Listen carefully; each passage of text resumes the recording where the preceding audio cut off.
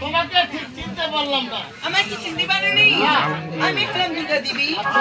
তাই দেবী ধারণ করেছি। আমার যে মহাপ্রভু রয়েছে, আমি তাকে ছল করতে যাচ্ছি। তাহলে কি তুমি ছলনাময়ী?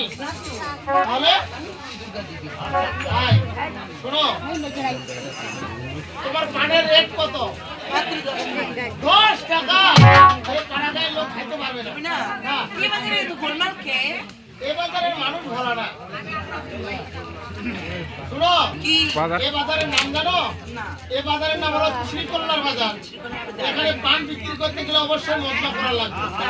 মশলা মানে জানো তো? ওই যে হাতের চিনা থাকে।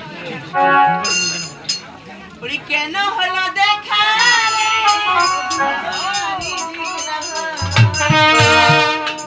কেন হলো দেখা? তোমারই দেখা। জানি আমি একেবারে